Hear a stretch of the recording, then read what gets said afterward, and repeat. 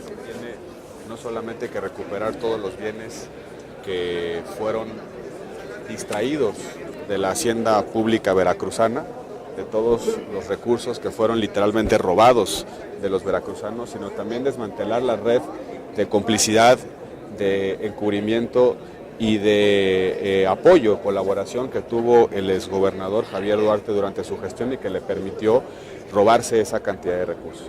No debe bajo ninguna circunstancia entenderse que el caso se limita única y exclusivamente a Javier Duarte, sino que Javier Duarte tuvo cómplices, tuvo coautores, tuvo copartícipes, tuvo gente a su alrededor que se benefició de la distracción de recursos durante 6 años, y esas personas no solamente deben devolver lo que se llevaron, sino también pagar las consecuencias ante la justicia. La posición del PAN es así de clara.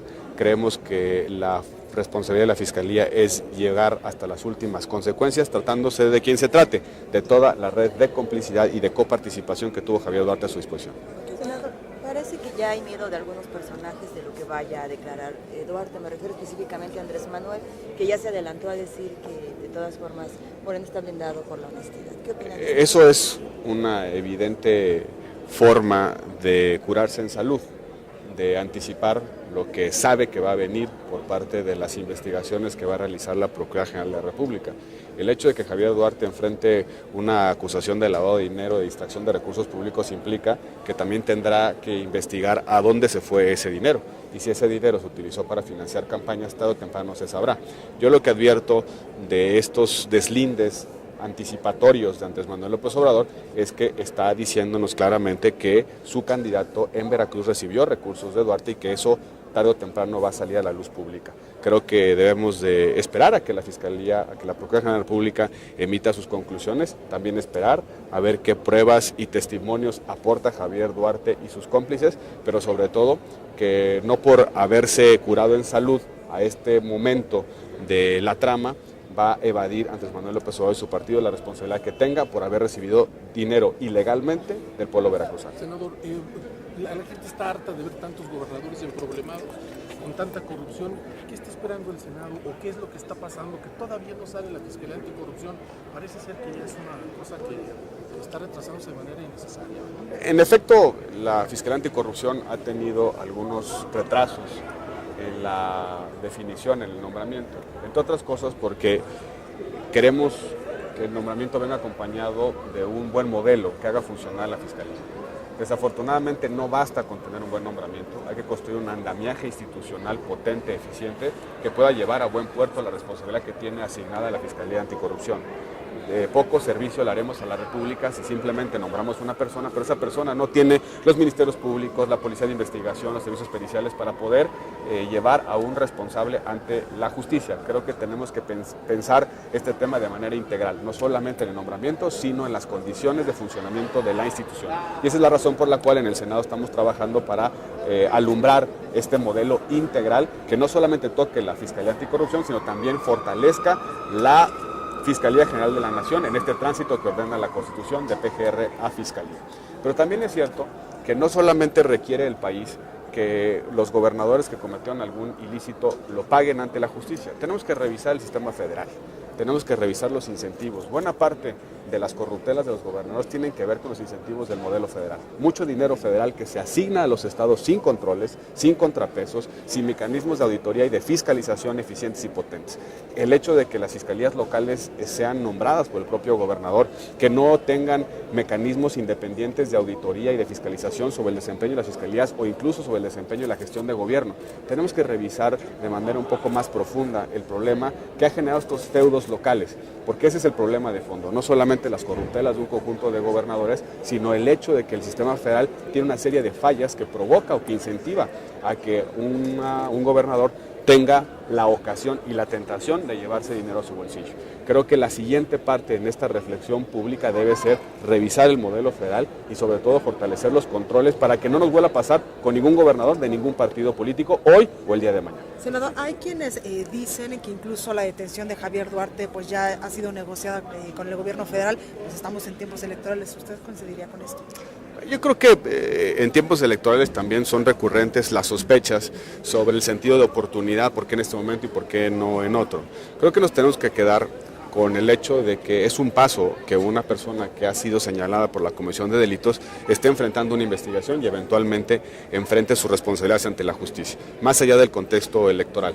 Creo que nunca hay un buen momento para detener a una persona y llevarla a la justicia. Si se hubiera tardado más la Fiscalía, la crítica sería ¿por qué no lo detiene? Y si lo hace en tiempos electorales, pues está la sospecha de que se trata de un recurso para poder ganar adhesiones durante el proceso electoral. Yo creo que los ciudadanos mexicanos son mucho más críticos y racionales de lo que a veces queremos suponer. No creo que la mera detención de una persona por parte de la Procuraduría General de la República le vaya a reportar votos al PRI. Me parece que esa conexión no es automática. Hay muchos temas, muchas circunstancias, muchos elementos que están en juego en una elección. La gente decide en función de las condiciones de inseguridad, de las condiciones del empleo, de las condiciones del crecimiento económico, de la persistencia de violencia, del funcionamiento de los servicios públicos y no solamente por un campanazo judicial. Creo que el racional que hace un elector frente a las urnas es mucho más complejo que poner una palomita a un presidente porque su procuraduría detuvo a un presunto criminal. Creo que no hay que escatimar bajo ninguna circunstancia mérito al hecho de que una institución haya aprendido a un presunto responsable y también que tenemos que garantizar que esa persona pague sus responsabilidades ante la justicia. Pero insisto, no solamente metiendo a la cárcel gobernadores vamos a resolver el enorme problema de discrecionalidad, de utilización indebida de recursos públicos en todo el sector público en nuestro país. La única forma de hacerlo en el largo plazo es construir instituciones de control, de vigilancia, de fiscalización, de auditoría y sobre todo instituciones que garanticen el fin de la impunidad política y judicial en nuestro país. Ahora la PGR dice que ya el siguiente paso es ir por todo lo que ya lo detuvieron, ahora le tiene que decir a la Procuraduría dónde están los recursos que se llevó y a partir de una serie de instrumentos legales revertir la propiedad de esos recursos a favor de los veracruzanos que son sus legítimos dueños. Creo que ahí no debe esperar mucho tiempo, tiene mecanismos como por ejemplo la extinción de dominio, tiene mecanismos como por ejemplo el aseguramiento, el decomiso, la confiscación, tiene una serie de instrumentos la Procuraduría General de la República y el Gobierno de la República para poder devolverle a los veracruzanos lo que Duarte indebidamente se llevó.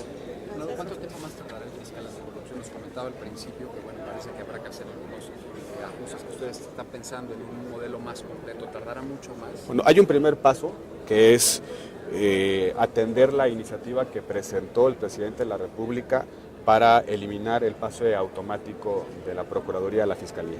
Eso nos va a permitir no solamente destrabar el nombramiento, sino nos va a permitir mejores condiciones de diálogo y de negociación para construir una Fiscalía General mucho más potente. El hecho del pase automático genera una serie de ruido alrededor de la negociación.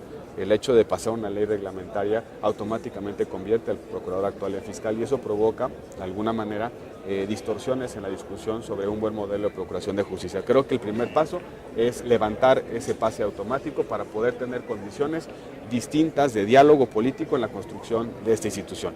Después vendrá el nombramiento eventualmente del fiscal anticorrupción y en un tercer momento la revisión integral del modelo, precisamente para revisar cómo se nombra el fiscal general, cómo se nombran los fiscales especializados, qué tipo de relación tiene el fiscal general con sus fiscales especializados, qué grado de independencia tienen los fiscales especializados con respecto al fiscal, cuál es la relación de la fiscalía con respecto a la policía de investigación, qué grados de independencia deben tener los peritos y el servicio forense, qué tipo de modelo vamos a trasladar hacia los estados, precisamente para que no nos pase lo que sucedió en Nayarit, donde un procurador con autonomía e inamovible por 9 años se convirtió en el jefe de la plaza, claramente vinculado con el narcotráfico y el crimen organizado. Tenemos que discutir pesos, contrapesos, equilibrios, mecanismos de vigilancia. Es una discusión verdaderamente compleja. Es quizá la reforma institucional más importante de los últimos años en materia de justicia.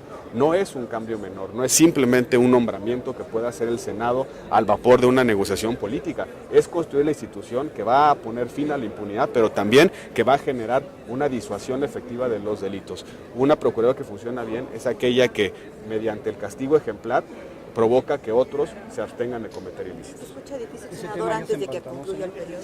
No, creo que si lo abordamos por fases, por etapas, puede ser más sencillo procesarlo. Evidentemente en 2 semanas no podemos revisar el modelo en su integridad, pero sí podemos avanzar en el pase automático, avanzar incluso en el nombramiento del fiscal anticorrupción y empezar a discutir el mejor modelo de procuración de justicia, así, de procuración de justicia sin adjetivos, porque no solamente es el tema anticorrupción lo que lastima a México, la impunidad no solamente está en la clase política que se lleva dinero a los bolsillos, dinero público a los bolsillos, también la impunidad está en delitos que se cometen todos los días en nuestras calles y que simplemente no se castigan. Impunidad cuando una persona agrede a otra y ese delito no se castiga, cuando una persona le roba el patrimonio a otra y ese delito no se castiga. La impunidad es un problema generalizado en el país que no se reduce única y exclusivamente a la actividad política, tiene que ver con nuestra cotidianidad y precisamente por eso tenemos que construir un buen modelo de procuración de justicia que aborde el problema de manera integral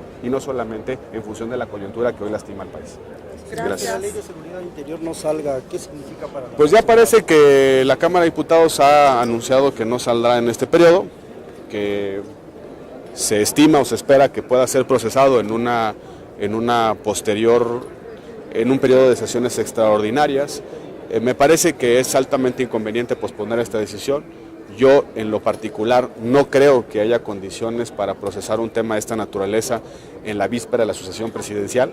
Creo que no habrá buen entorno, buen ambiente para procesar esto después de las elecciones del Estado de México, Coahuila y Nayarit, antes del inicio del proceso electoral. Me parece que debiéramos aprovechar estas 2 semanas para construir un buen modelo, por lo menos en una de las cámaras, para que pueda ser más fácil el tránsito en la otra, porque la certidumbre que requieren las Fuerzas Armadas, la necesidad de que reasuman su función originaria y que no estén haciendo tarea de policía, requiere prisa por parte de los actores políticos.